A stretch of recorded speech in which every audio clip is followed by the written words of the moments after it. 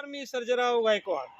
तुळजापूर तालुक्यातील तामलवाडी येथील रहिवासी असून सामाजिक कार्य मी सतत करत असतो.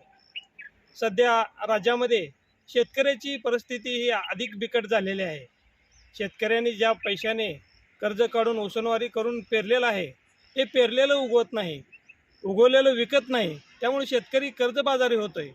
याचं मुख्य कारण म्हणजे शेतकऱ्याला फसवणारे जे बियाणे विक्री करणारे, खत विक्री करणारे, हे बोगस खते, बोगस बियाणे विक्री करून शेतकऱ्याची मोठी फसवणूक करत आहेत. असाच एक प्रकार तुळजापूर तालुक्यातील तामलवाडी येथे असून या ठिकाणी सर्वे नंबर 399 मध्ये बोगस खताचा कारखाना आढळून आला. त्या ठिकाणी आम्ही गेलो असता तिथे माती मिश्रित, पांढरी भुकटी मिश्रित, लाकूड मिश्रित असं मिश्रण आढळलं आणि ते खत म्हणून नामांकित कंपनीच्या पिशव्यामध्ये पॅकिंग करून विकलं जाते. त्याचा शेतकऱ्याला मोठा फटका बसतोय. यामुळे शेतकरी अधिकाधिक खोलात चाललेला आहे. विशेष बाब म्हणजे ज्या ठिकाणी हा कारखाना सुरू आहे त्या कारखान्याचा जुलै 2024 मध्ये कृषी विभागाच्या अधिकाऱ्यांनी छापा टाकून 400 गोणी जप्त केली होती. जवळपास 6 लाखाचा मुद्देमाल जप्त करण्यात आला होता. त्यांच्यावर तामलवाडी पोलीस स्टेशनमध्ये गुन्हाही नोंद करण्यात आला होता. परंतु तिथून 3च महिन्याने सदरील मालकाने नवीन कंपनीच्या खत निर्मितीसाठी तामलवाडी ग्रामपंचायतीकडे नाहरकतसाठी अर्ज केला.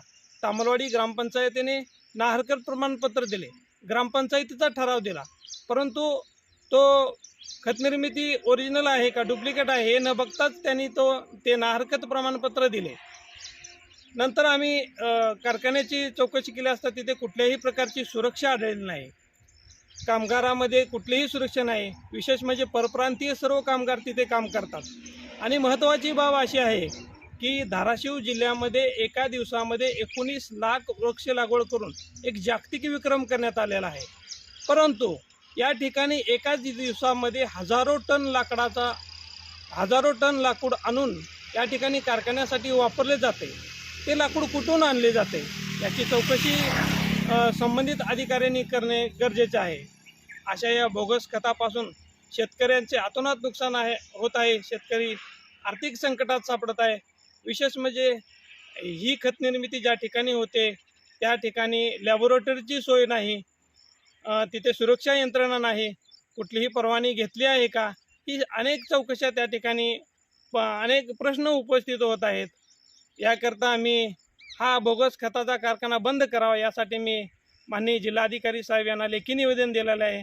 त्यांची प्रत मी माननीय मुख्यमंत्री देवेंद्रजी फडणवीस साहेब, माननीय उपमुख्यमंत्री एकनाथजी शिंदे साहेब, माननीय उपमुख्यमंत्री अजितदादा पवार साहेब, राज्याचे कृषी मंत्री कोकाटे साहेब, तसेच माजी राज्यमंत्री जे शेतकऱ्यासाठी आज झटत आहेत बच्चू कडू साहेब यांच्याकडे निवेदनं पाठवलेले आहेत.